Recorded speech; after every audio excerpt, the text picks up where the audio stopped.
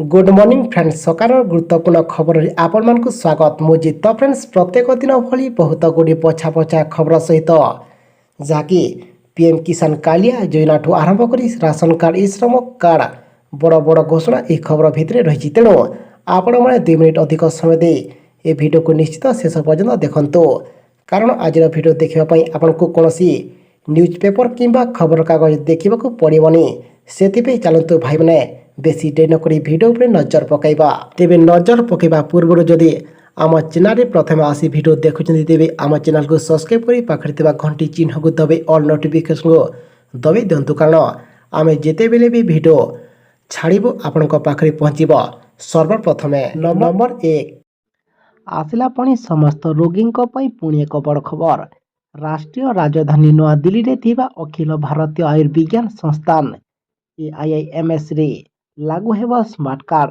जहाद्वारा रोगी किंबा तांको संपर्क लेन देन में आउ कौन असुविधा भोगवा पड़ो ना एवं सेठारे विभाग रे परीक्षामूलक भित्रे आरंभ होइतिबा AIIMS स्मार्ट कार्ड समस्त प्रकार दिय सक्षम करने को मार्च 31 तारीख सुधा समस्त विभाग रे लागू कराजिबो। परवर्ती खबर आसला पुणी निर्वाचन को नहीं पुणी एक बड़ खबर फोकस रे महिला भोट आसंता 10 तारीख में भुवनेश्वर एक विशाल महिला समावेश आयोजन करने को जाउची भारतीय जनता पार्टी। यह कार्यक्रम में प्रधानमंत्री मोदी जोग देवार संभावना रही। तेबे बीजेपी यह समावेश उपरे प्रतिक्रिया रखी विजु जनता दल बीजेडी विधायक सुधीर सामल कहते जे महिला समावेश करंतु बा युवा समावेश करंतु यार कौन प्रभाव आम उपर पड़ो ना बोली से सूचना प्रदान करछंती एवं महिला माने सब बेले बीजेडी साथी अछंती जो माने महिला समावेश करछंती महिलांक प्रति सेमानक अवदान कौन बोली प्रश्न मध्य करिछंती। परवर्ती खबर समस्त दर्शकों प्रवेश नहीं कड़ाकड़ी है नियम संसद गृह रे प्रवेश को नहीं नियम बदली गत वर्ष डिसेम्बर 13 तारीख में संसद सुरक्षा भंग घटना पर यह नियम को परिवर्तन करा जो माने संसद को दर्शन किंबा दर्शक भाव में आसवाक चाहती से पुंखानुपुंख भाव में जांच करा यह व्यतीत से प्रवेश पर एक स्मार्ट कार्ड मध्य दिया। परवर्ती खबर आसला पुणी समस्त बिजुली ग्राहकों पुणी एक बड़ खबर आसंता आर्थिक वर्ष पर बिजुली दर धार्य 30 तारीख OERC रे आरंभ हेब जनशुणाणी प्रथम दिन OHPC कमिशनर शुणाणी आरंभ करेंगे से दिन OPGC शुणाणी हेब 31 तारीख ग्रिडको एवं 2 तारीख टाटा पावर शुणाणी हेब फेब्रुआरी 6 तारीख पर्यंत शुणाणी चलिबो एवं 7 तारीख दिन एडवाइजरी कमिटी बसी पक्ष रखा विभिन्न आवंटन एवं वितरक कंपानी मध्य विचार करा दर धार्य करा बोली OERC सचिव कहते एवं सेपटे बिजुली दर चलित आर्थिक वर्ष रे बढ़ी न पारे बोली आकलन करिसेंती उपभोक्ता महासंघ STC लॉस 1% कमिबा सह विभिन्न सरकारी संस्था लाभ रे थिबारो बिजुली दर बढ़ी किंबा वृद्धि न पाई पारे। परवर्ती खबर पुणे एमानकु मिलिबो आवास योजना रे घर आसिला लिस्ट गरीब परिवार को घर निर्माण में साहाय्य करने लाडली बेहान योजना सरकार द्वारा चली आवास योजना रे घर सुविधा पाइबा वंचित परिवार मानकु एही योजना अंतर्गत गृह निर्माण में सहायता जोगाई दिया जाउछि। एही योजना रे लाभ केवल एही लोक माने उठाई पारिबे। तेबे पूर्वतन सांसद CM शिवराज सिंह चौहान गत वर्ष सेप्टेम्बर एही योजना आरंभ करथिले। एही योजना रे PM आवास एवं आवास प्लस योजना अंतर्भुक्त नथिबा परिवार मानकु घर जोगाई दिया 4,75,000 अधिक महिला लाडली बेहान योजना किंबा आवास योजना लाभ पाइबे बोली आशा करा जाउछि। परवर्ती खबर समस्त आयकर दातांको पई आसिला खुशी खबर केंद्र अर्थमंत्री साधारण निर्वाचन पूर्व फेब्रुआरी 1 तारीख रे अंतरीण बजेट उपस्थापना करिवे। अखिल भारतीय टिकस विशेषज्ञ संघर राष्ट्रीय अध्यक्ष नारायण जैन कहते जे यह एक अंतरीण बजेट हेब किंतु एथिरे पूर्ण बजेट लगी किछि संकेत रहिबो एवं व्यक्तिगत जरिया टिकसदाता को एक थर किछि बड़ रिहाती मिलिबो। ଏହା ଜରିଆରେ ମୋଟ ଟିକସ ଛାଡ଼ ସୀମା 7 ଲକ୍ଷରୁ ବୃଦ୍ଧି କରାଯାଇ 8 ଲକ୍ଷ ଟଙ୍କା ପର୍ଯ୍ୟନ୍ତ କରାଯାଇପାରେ ବୋଲି ଏବେ ସୂତ୍ରରୁ ଜଣାପଡ଼ିଛି। ପରବର୍ତ୍ତୀ ଖବର, ସମସ୍ତ ଭକ୍ତଙ୍କୁ ମିଳିବ 5 ଟଙ୍କାରେ ଜଳଖିଆ। ଆଗାମୀ ମହାକୁମ୍ଭ 2025 ପାଇଁ ଏକ ପରୀକ୍ଷାମୂଳକ ଭାବରେ ପ୍ରୟାଗର ସଙ୍ଗମ ଅଞ୍ଚଳରେ ମେଘାମେଲା 2024 ଆୟୋଜିତ ହେଉଛି। ଆଗାମୀ ମହାକୁମ୍ଭ ପାଇଁ ବିଶ୍ୱସ୍ତରୀୟ ପ୍ରସ୍ତୁତି ଚାଲିଛି। ମେଲା ଅଞ୍ଚଳରେ ଶ୍ରଦ୍ଧାଳୁମାନଙ୍କୁ ମାତ୍ର 5 ଟଙ୍କାରେ ଜଳଖିଆ ଏବଂ 10 ଟଙ୍କାରେ ଥାଳି ଖାଦ୍ୟ ଟଙ୍କା ଯୋଗାଇ ଦେବା ପାଇଁ ଯୋଜନା ଚାଲିଛି। ପରବର୍ତ୍ତୀ ଖବର, ପୁଣି ଆସନ୍ତା ଏହି ତାରିଖରେ ଓଡ଼ିଶା ଆସିବେ ମୋଦି। ଫେବୃଆରୀ 3 ତାରିଖ ପରେ ପୁଣି 10 ତାରିଖରେ ଓଡ଼ିଶା ଆସିପାରନ୍ତି ପ୍ରଧାନମନ୍ତ୍ରୀ। ଭୁବନେଶ୍ୱରରେ ବିଶାଳ ମହିଳା ସମାବେଶ ଯୋଗ ଦେବାକୁ ଆସିବେ ମୋଦି।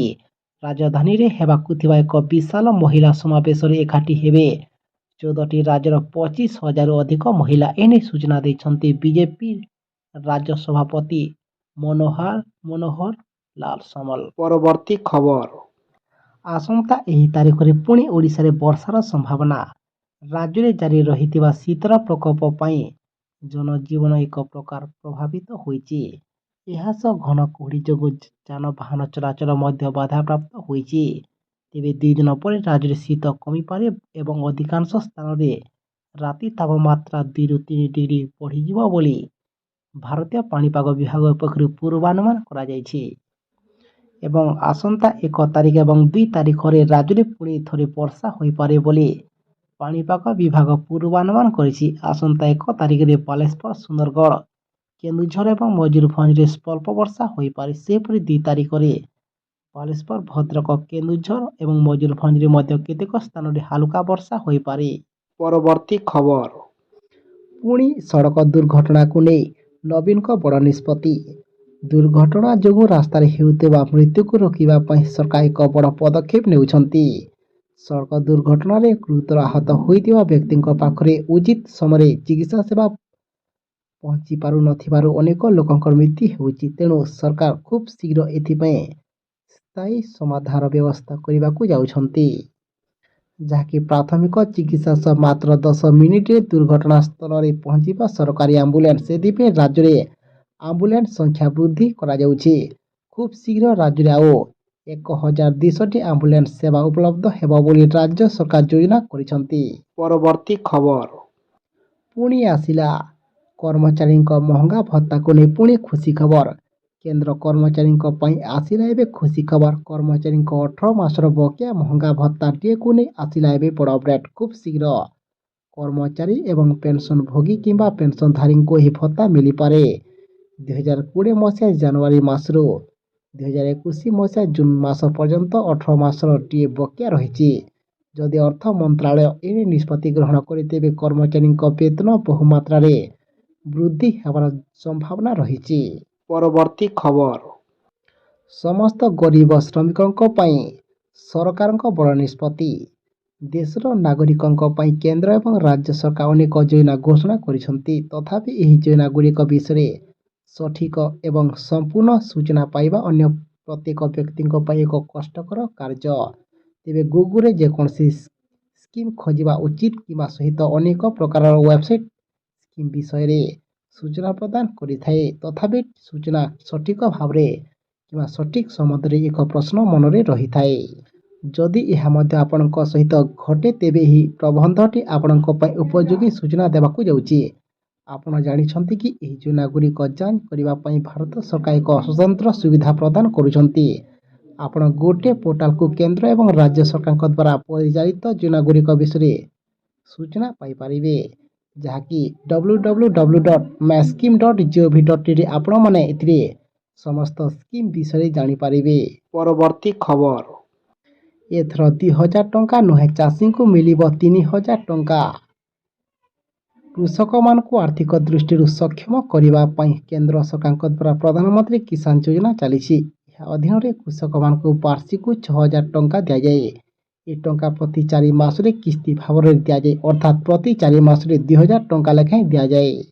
ହେଲେ ଏଥର ଚାଷୀଙ୍କୁ ମିଳିବ ଅଧିକ ଲାଭ। ଏଥର 2,000 ଟଙ୍କା ନୁହେଁ, 3,000 ଟଙ୍କା ପାଇବେ ସମସ୍ତେ। ଆଗାମୀ ବଜେଟ୍ ଫେବୃଆରୀ 1ରେ ଆସିବ। ଏହା ବ୍ୟତୀତ ଏପ୍ରିଲ ମେ ମାସରେ ଲୋକସଭା ନିର୍ବାଚନ ଅନୁଷ୍ଠିତ ହେବ। ଏହାପରେ ସରକାର ବଜେଟ୍ ଉପସ୍ଥାପନା କରିବେ। ଆସନ୍ତା ବଜେଟ୍ରେ ସରକାର ପିଏମ୍ କିଷାନ ଯୋଜନାକୁ ନେଇ କିମ୍ବା ଯୋଜନାର କିସ୍ତି ବୃଦ୍ଧି କରିବାକୁ ନିଷ୍ପତ୍ତି ନେଇପାରନ୍ତି। ପରବର୍ତ୍ତୀ ଖବର ଆସିଲା ପୁଣି କାଳିଆ ଯୋଜନାକୁ ନେଇ ବହୁତ ବଡ଼ ଖୁସି ଖବର। ଏବେ ବି ଆସିଲା ପୁଣି କାଳିଆ ଯୋଜନାର ସମସ୍ତ ଲାଭାର୍ଥୀଙ୍କ ପାଇଁ ବହୁତ ବଡ଼ ଖୁସି ଖବର ପୁଣି ମିଳିବାକୁ ଯାଉଛି। କାଳିଆ ଯୋଜନା ମାଧ୍ୟମରେ ସମସ୍ତ ଯୋଗ୍ୟ ଚାଷୀଙ୍କ ଖାତାରେ 2,000 ଟଙ୍କା। ସେଥିପାଇଁ ଯେଉଁମାନେ ପର୍ଯ୍ୟନ୍ତ ଆପଣଙ୍କ ଆଧାର ସଂଯୋଗ କରି ଆପଣଙ୍କ ବ୍ୟାଙ୍କ ଲିଙ୍କ ଯଦି ନାହିଁ ତେବେ ଆପଣଙ୍କର ଆଧାର ସଂଯୋଗ ହିସାବରେ ଆପଣଙ୍କ ବ୍ୟାଙ୍କ ଲିଙ୍କ ସଠିକ କରନ୍ତୁ, ଯାହାକି ଯଥାଶୀଘ୍ର ଏଥିରେ DDP ମାଧ୍ୟମରେ ସରକାର ଟଙ୍କା ଦେବାଟା ସୂଚନା ରହୁଛି। ସେଥିପାଇଁ ଆମେ ଆପଣଙ୍କୁ ରିକ୍ୱେଷ୍ଟ କରୁଛୁ କି ଆପଣମାନେ ଆମ ସହ ସଦାସର୍ବଦା ଯୋଡ଼ି ହୋଇ ରହିଥାନ୍ତୁ, କାହିଁକିନା ଯେଉଁଦିନ ସରକାର ଟଙ୍କା ଦେବାଟା ଘୋଷଣା କରିବେ ଆମେ ଆପଣଙ୍କୁ ଆଉ ଗୋଟେ ଭିଡ଼ିଓ ମାଧ୍ୟମରେ ଆମ ଚ୍ୟାନେଲ ମାଧ୍ୟମରେ ଆମେ ଆପଣଙ୍କୁ ଜଣାଇଦେବୁ। ତାକୁ ଦେଖି ଆପଣମାନେ କନଫର୍ମ ହୋଇଯିବେ।